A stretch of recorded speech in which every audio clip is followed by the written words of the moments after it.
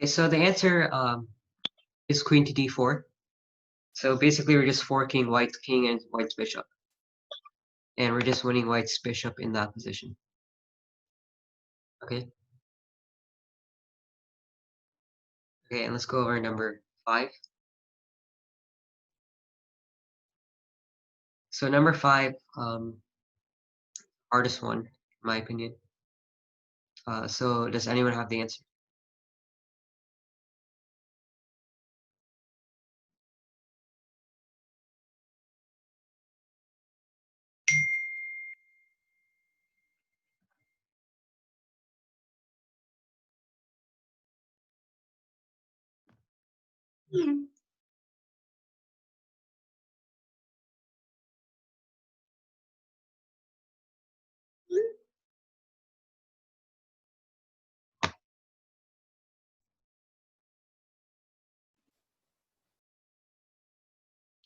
Okay, so Is a it lot of rook to d1?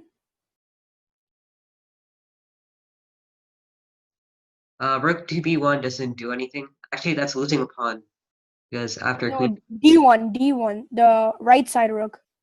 Okay, rook e to d1. Okay, so Yeah. that move, it's not winning. I mean, it's a good move, but it's not winning any material or anything. Pawn to b4. Is it pawn to b4? Pawn to b4 is a blunder. Just after queen takes c3, rook takes c3, rook takes c3, we just lose it. We lose a rook. Can we do queen to d2? Yeah, so queen to d2 is the correct answer. Yes. Yeah, so good job on that, Pranav. Because queen to d2, we're basically we're skewering black's queen and black's rook. Okay. So I think a lot of people said queen to d4. But queen to d4 doesn't work because queen takes c1. A black queen takes the rook on c1. And it's actually kind of like a back rank mate because after rook takes c1 and then rook takes c1, white's just checkmated. So queen to d2 does this kind of discard attack, but it also defends the rook on c1. So that's why queen d2 is the correct answer. Okay, so everyone understood that, right?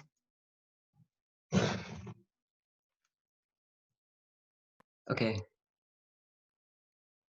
Okay, so before we start, can everyone create a chess.com account? Because we're going to be having our tournament through chess.com today.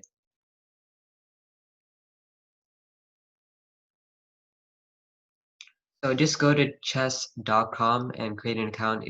If you already have an account, then please join the link that I'll be pasting in the chat.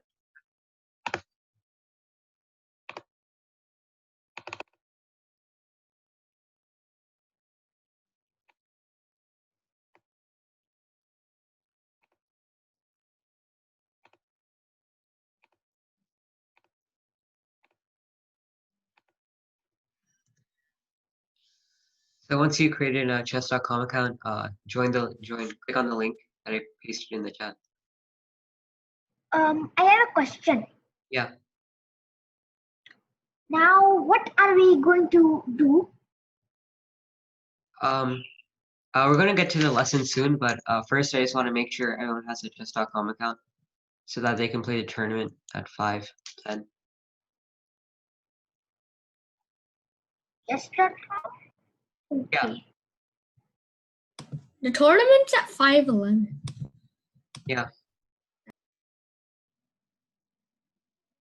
Okay, I'll go ahead and start as people are doing that. Okay, so let's go over some more basic openings that you'll see a lot when you're playing in your games. Okay, so this is a opening for black. Okay, and if white plays e4, so this opening is called the French defense. Okay, and it happens after white plays e4 and black plays e6. So e6, it's a very defensive move. Okay, so the French defense leads to a lot of closed positions and a lot of kind of maneuvering, usually with the knights, because knights are better in closed positions, right? So if you didn't know, closed position basically means kind of like a position where all the pawns are locked in the center. Okay, so white goes d4, black goes d5. So this is basically the French defense. Some of the main ideas are, so like I said, it leads to a closed position. So black's light squared bishop is actually very bad in the French defense. So black really wants to like trade off this bishop for white's light squared bishop. Okay, so that would be good for black. And another thing black's trying to do is he's trying to get these pawn breaks in the center. So a lot of ideas for black are like c5. Okay, and sometimes if white goes e5, black wants to go f6. And yeah, so white's two good moves here are knight c3 and e5. So e5, this is called the advanced variation. Okay, and knight c3, is the main move here, or the main line here. So these are the two most common moves in the French defense. Okay, so black goes knight f6, white can go e5, and also bishop g5 is also a very popular move here, winning this.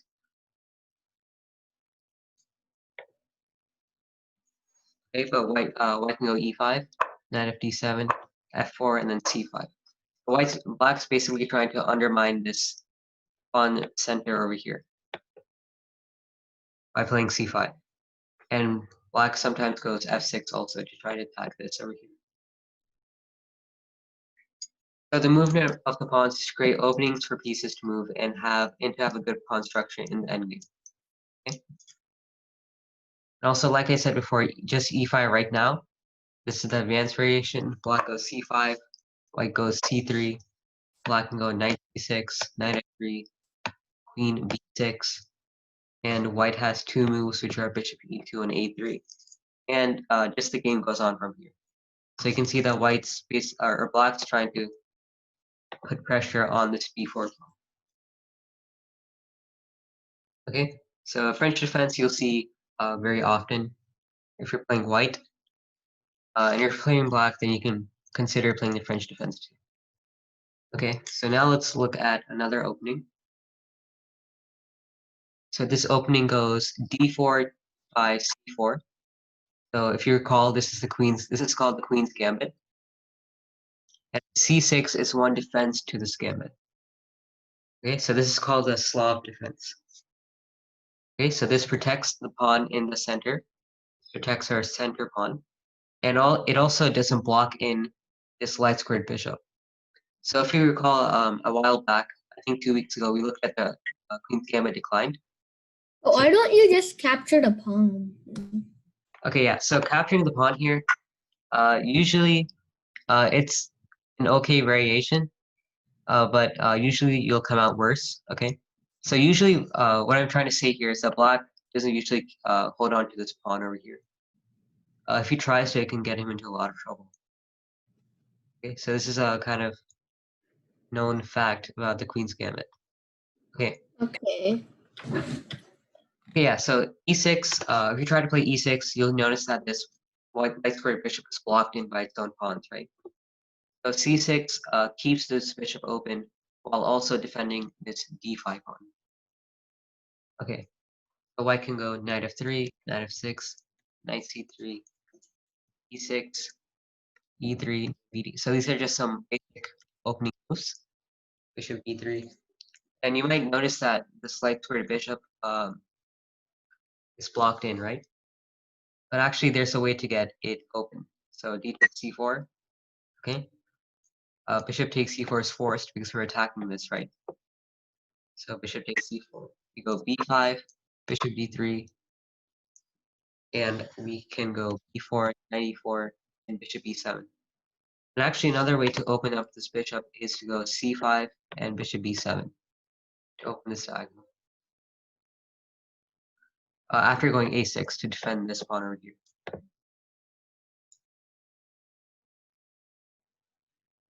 Okay, so that's called the Slav defense. Okay, and let's look at a very similar opening. So this is called the semi-soft defense. So we go d4, d5, c4, e6, same type of opening. This looks like the queen's gambit declined, but if you play both c6 and e6, this is called the semi-soft. Okay. So there are a lot of variations over here, like for example e4, he takes e4, knight takes bishop e4. And yeah, so if you like more open variations, then this is the one for you, right? And just like before, black can usually play something like b5, bishop b7, and c5 to open up this bishop over here.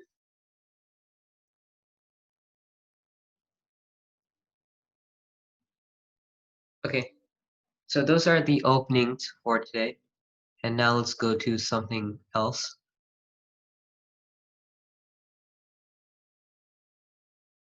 Okay, so let's look at some more basic opening principles. So we're gonna look at why not castling early or developing or connecting your rooks, why this can get you in trouble if you don't do that. Okay. So castling early, this is important because you don't want to leave your king in the center, right?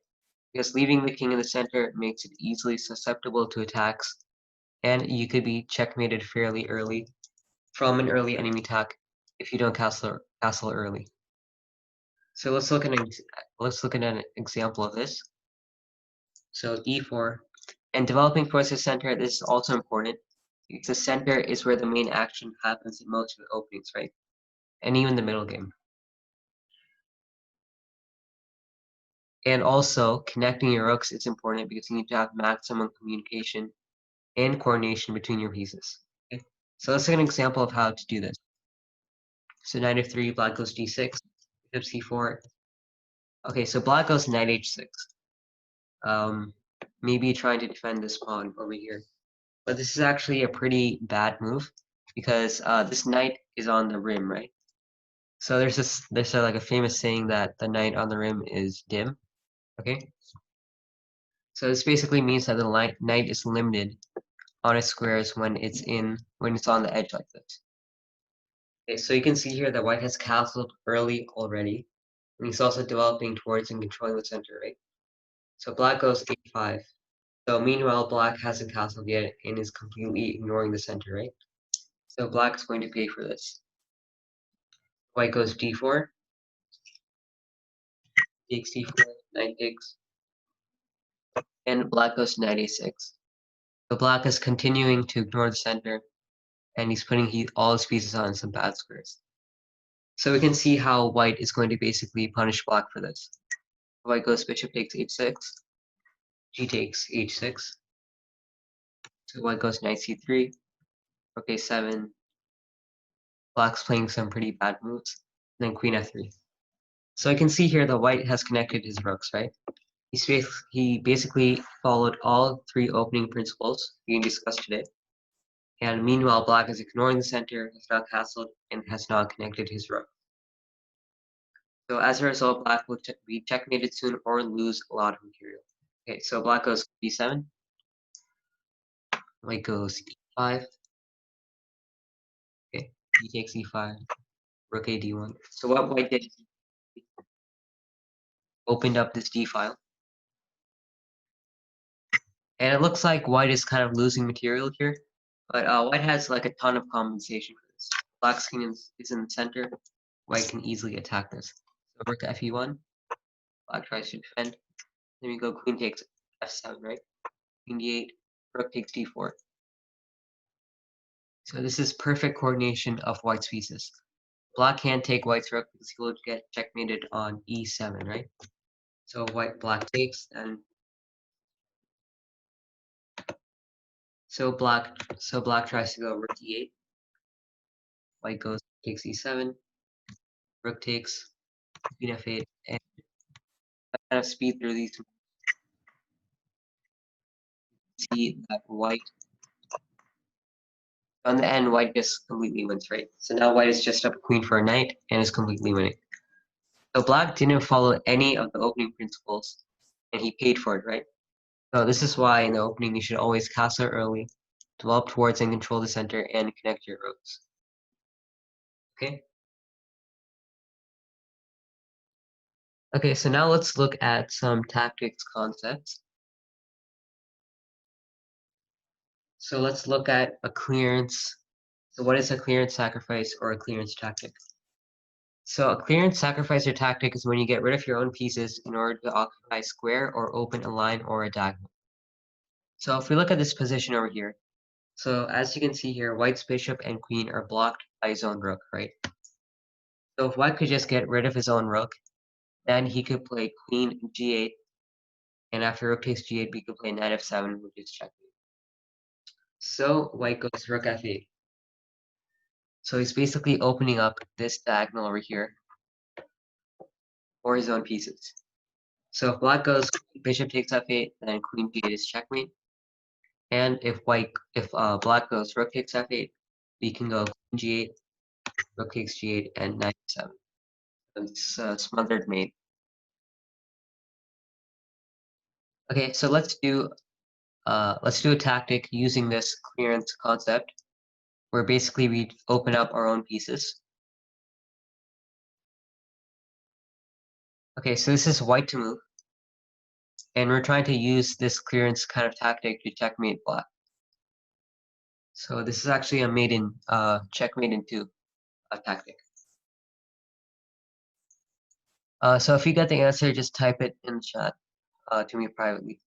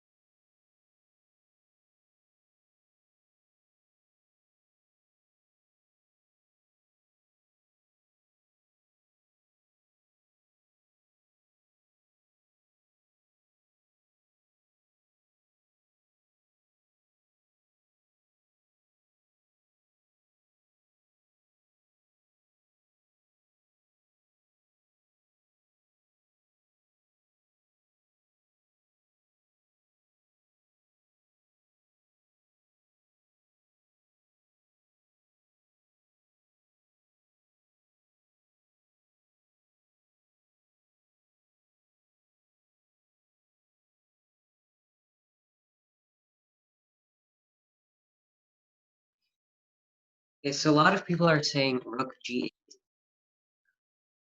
This isn't the correct move because after rook takes g8, black is defending this g7 square. So black's defending that square, so it's actually not the correct move. So rook g8 isn't correct. And also black's rook is defended by his own knight over here.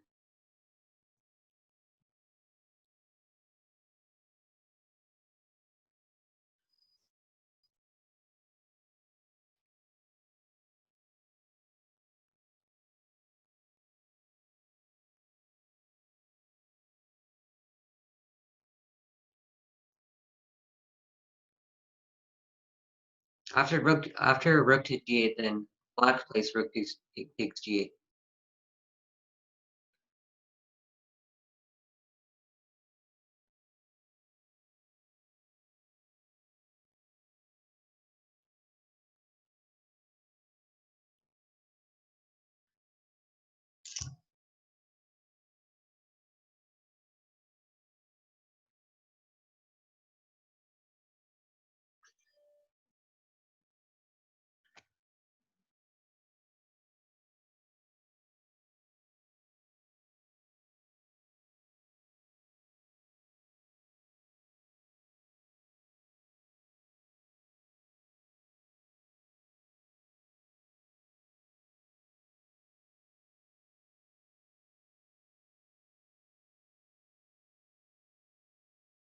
Okay, so let's go over this.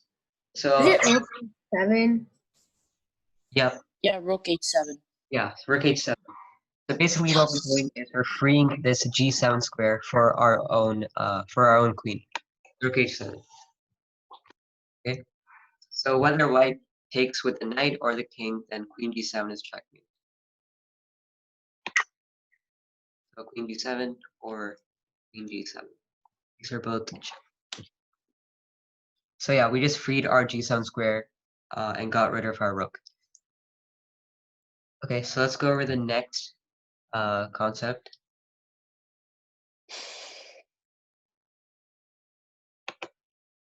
Okay, so let's look at Indian defense.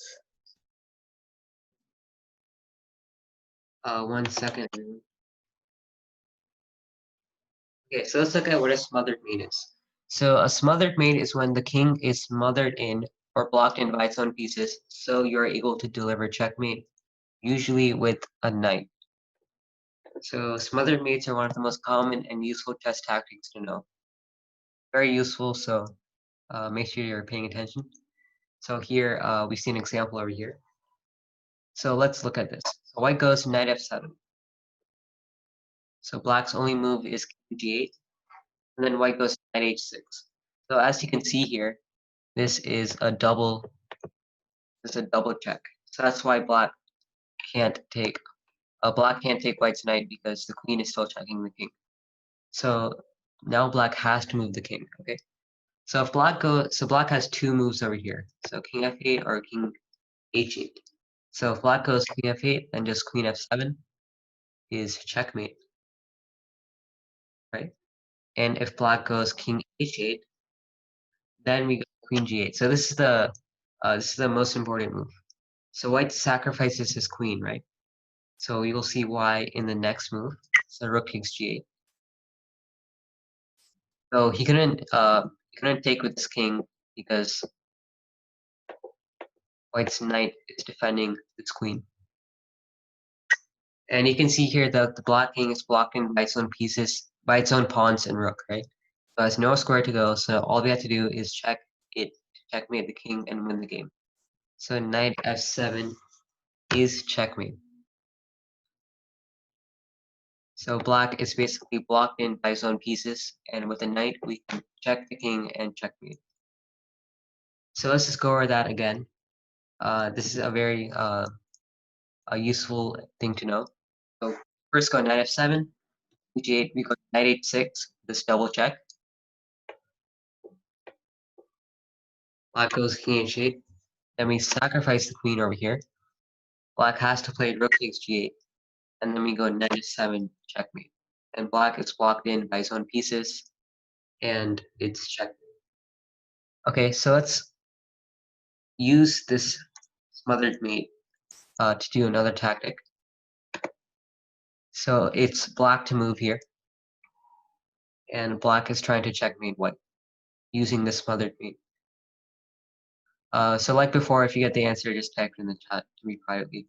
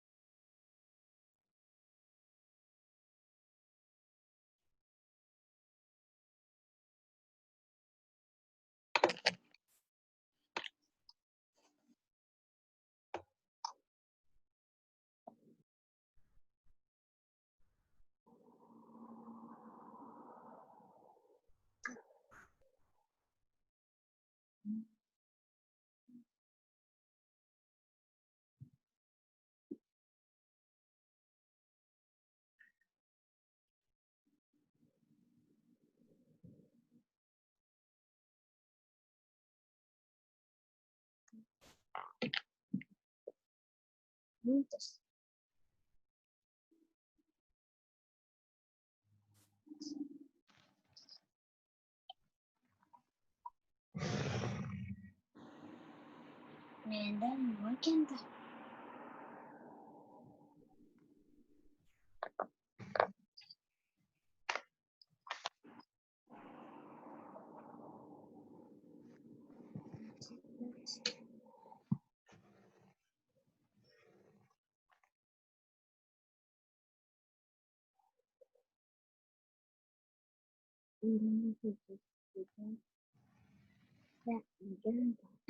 So the correct, like most of you got the correct answer. And h3. Knight h3. So you can see that it's a double check. So white can go to double check? f2. So it's trapped basically somewhere. So white has to go h1, and then queen g1, Yeah, sacrifice. then rook takes g1, and then a lot of you got the correct answer. So good job on that. That was a repeat of last time. Yeah, basically the same thing as last time.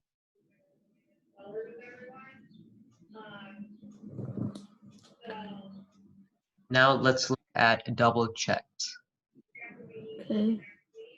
which is basically the same thing that we saw before, right? So a double check is when two of your pieces are both checking the king. So the king is forced to move because he cannot capture both pieces or block both pieces from checking the king. So bishop d6.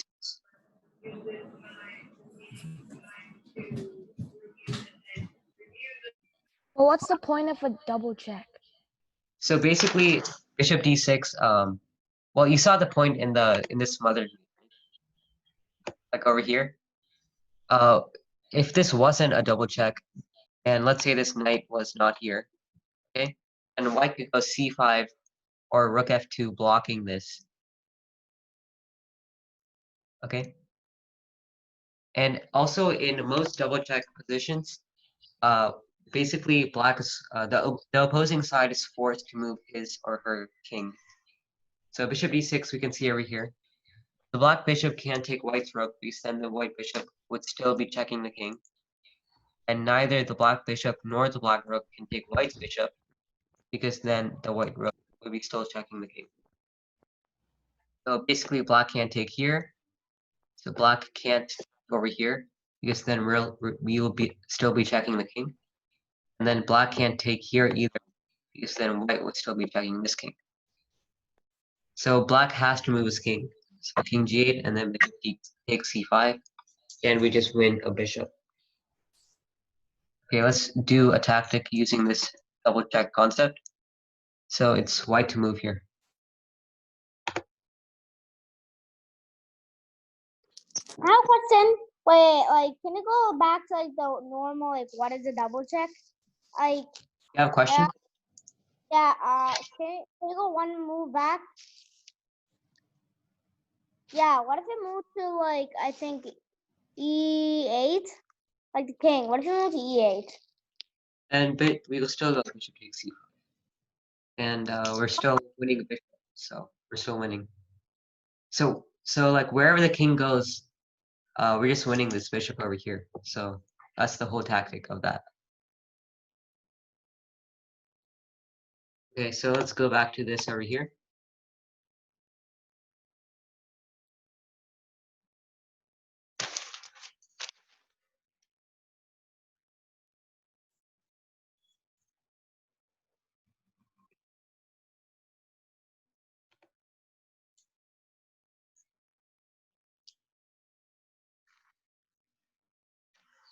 Okay, so let's go over this. So a lot of I think everyone got it right. Rook e7. So we're just double checking this black king over here. Right? We're just double checking this black king over here. And black can't take white's rook because then white's bishop will still be checking the black king. And black can't take this over here because then white's rook will be checking the black. So black has to move his king somewhere, and wherever he goes, we just take this black rook. Yeah, so we just win a rook here and we're just winning. Okay. Now let's look at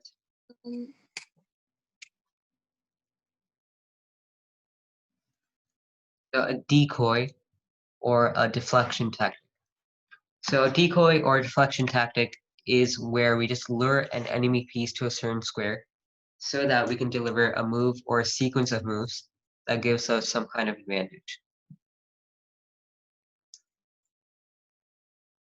So white plays bishop e5 here. Okay, so basically what we're doing is we're pinning black's queen to his own king. So black's only move is queen takes b5. So what we did here is we lured this, we basically like tempted this black queen to this b5 square so that we could play knight c7. So now we're delivering this fork here. We're forking black's king, queen, and rook. And That's after d8, king d8, we just go knight takes b5. So basically, the first move in the sequence was bishop e5, and after queen takes, knight c7, king d8, and knight takes b5.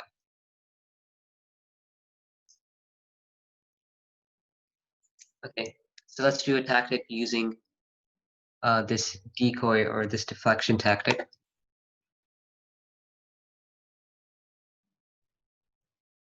So it's white to move here.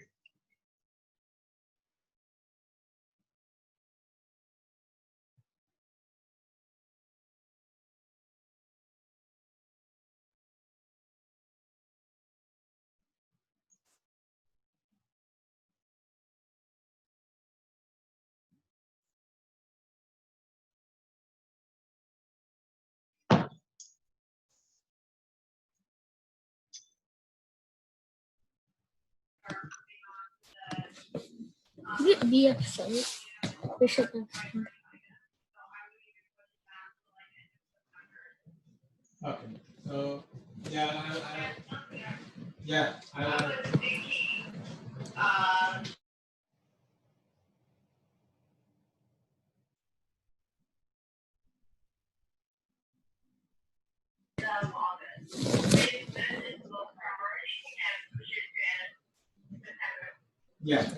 Maybe I'll put 16th September for now. If needed, we will revisit again, right?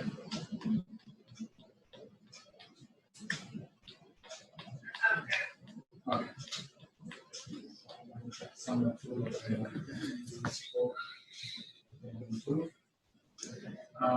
So really, the active class are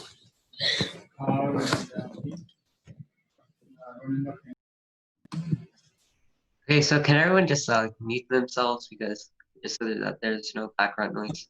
really ask me to keep it open and right? Is there any open issue on this side? Turn off mute. okay.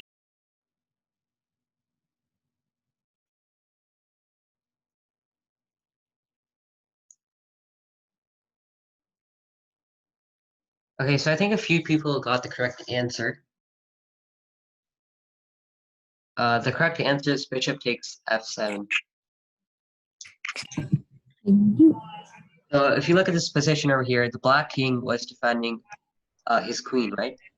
And our white queen was attacking this black queen. So by playing bishop takes f7, what we're doing is that we're luring black king away from the defense of his black queen. And after king, so black's only move is king takes f7, and then queen takes d8. We just win a queen over. So so It is great we will keep this as fixed castle, right? in the development perspective. And Castle.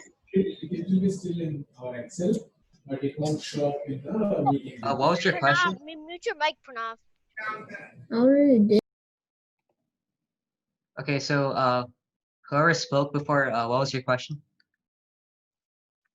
Like just asking if so. What if like they actually like castled like the black? Then what would happen if we did it? So Like, black what? can't castle because his bishop is still undeveloped over here. So let's say it was developed and it was like castled by that time. Okay, if black's king was castled, okay, that's kind of irrelevant because okay, if black's king was castled, then this tactic probably wouldn't happen at all. So that's another reason why you should always castle early in the opening, right? Otherwise, you'll just run into tactics like this. Okay. Okay, so now let's look at another thing over here. So this is called a desperado tactic. Okay, so a desperado is a situation where both sides have pieces hanging or under attack, but whoever has the move can take a piece with their own hanging piece and to save their pieces and not be found in material. Okay, so if you look at this position over here, so our knight is under attack by this white queen, And we have this white knight under attack by both of our pawns over here. Okay, if you have a question, then you can just feel free to say it out loud. Or you can just type in the chat if you want. Okay. So here, instead of taking white's knight on c6, allowing white to take black's knight and white being a piece up, black can play knight takes e3. And after f takes e3, we play d takes c6. So what we just did here is we just won a piece, right? Actually, in this position, we're down a piece. But we saved the game by playing knight takes e3. And then takes e3 and d takes c6. Now we're not losing anymore. So if black played b takes c6 instead, then white just played queen takes g4, and white is winning because he's just up. He's just up a knight. So by playing knight takes e3 and attacking this queen over here, we just save a piece. And also after knight takes e3, if white plays knight takes d8, then we play knight d1. Okay. And a knight takes b7 is actually a blunder because now just black is just up a whole piece. Okay. So after knight takes d1, after king takes d1, king takes d8. And even though black's kind of slightly worse here, it's still better than being down a whole knight. So black can still save the game by making a draw. Okay. So let's use this Desperado tactic. So here it is black to move.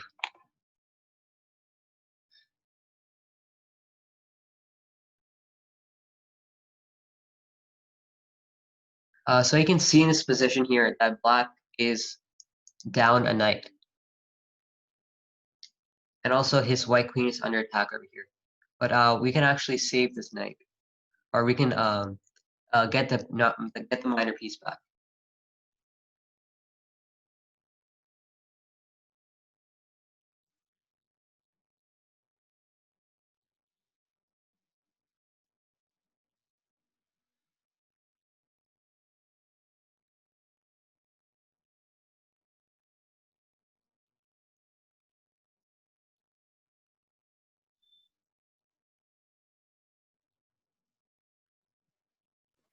Is it bishop to g3? So bishop to g3. Oh, okay. So bishop to g3 is not the correct answer because then white just plays bishop takes g3, and we're still down a piece.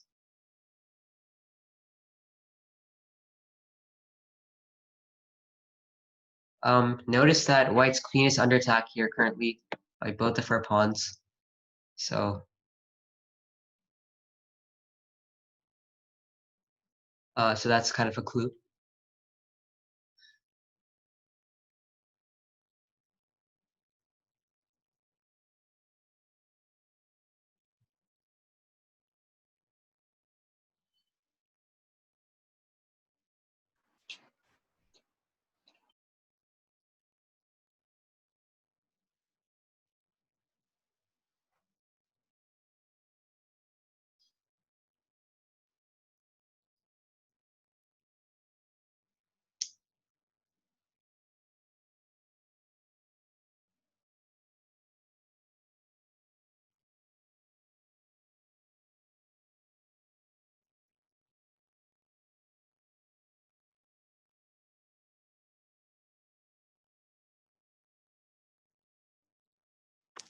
Actually, can you like? I think some people might be like still thinking. So can you give us some more time?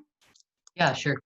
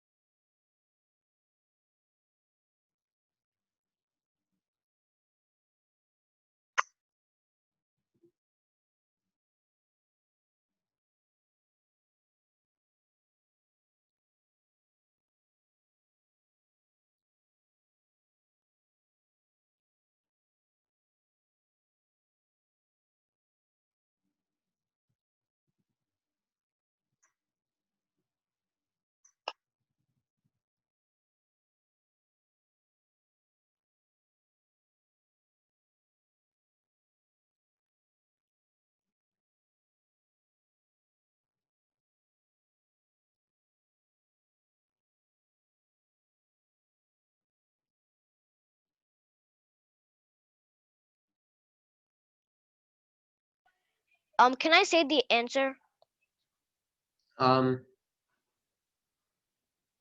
Yeah, yeah, sure. So the answer is queen to f2. Yeah, so queen f2. Yeah. Basically, instead of immediately taking white's queen over here, But I we have can use this seen kind of desperate tactic. Queen takes f2. both of your teams, so that's why I put it here. Okay. And then after rook takes f2, then we just take white's queen, and we're up, or we're equal in material here. But that's a good thing because we were losing before, right? So this is at least we have winning chances here now because of this past one. And also e3 is actually a really good move. I think someone said e3 in the chat. So e3 is also good, a really good move here, and it wins a piece as well. Okay, so now let's look at some endgames. So let's talk about under promotion.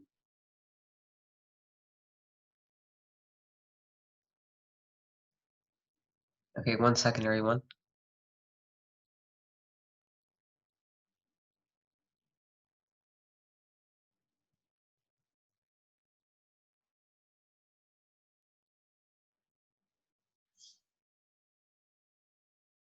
Okay, so let's talk about under promotion.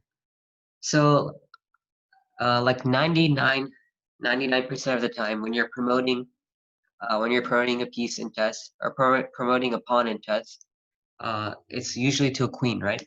This queen's the strongest piece and it's just easier that way. But under promotion can be really useful too, actually necessary in some positions. So under promotion is basically promoting to a piece other than the queen. So promoting to a rook or a bishop or a knight. So it's useful in a lot of positions. So let's look at this over here. So we have our pawn on f7 ready to promote, and white's king is on f5 and black's king is on e4. So promoting to a queen is actually a blunder. Okay, this is a blunder. So now black's stalemated, right? So black is stalemated. He can't move to any of these pieces over here, any of these squares over here.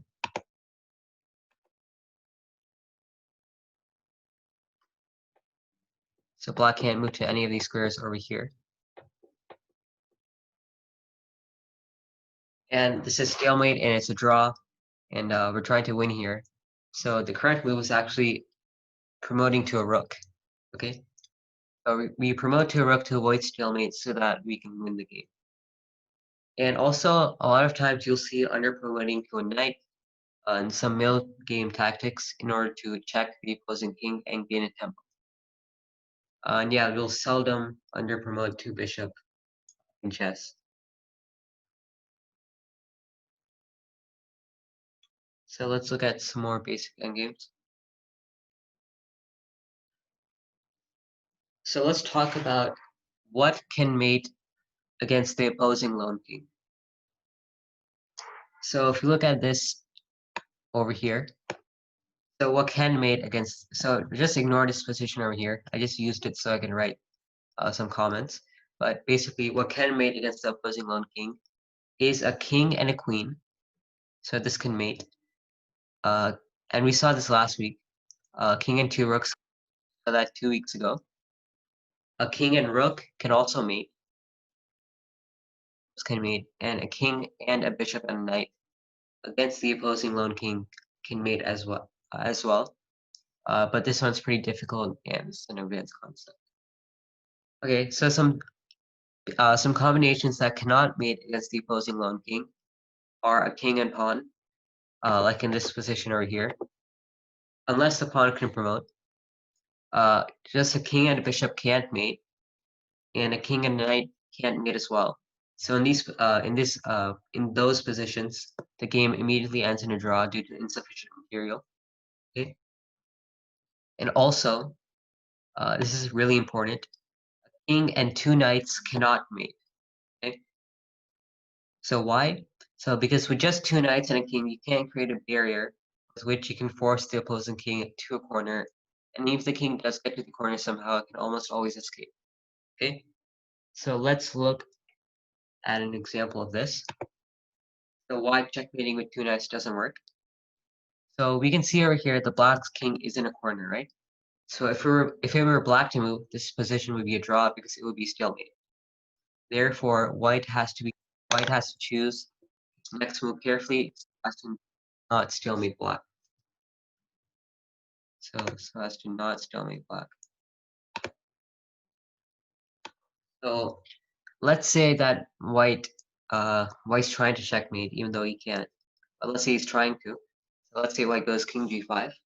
So if white moved his h6 knight, black's king can easily escape via g8 and f8. So black plays king g8 and he can easily escape. So white tries playing king g5. Black goes king g7, which is his only move. King h5, king h8. Okay, so king g6 here will be stalemate because black can't go to any of these squares over here. So king g5. And we can just maneuver like this on forever. But there's no way that white can checkmate black with these 2 knights right here. So that's why checkmating with just a king and 2 knights is impossible. Okay, so it's 5 o'clock now. So I'll tell you how to join the chess club.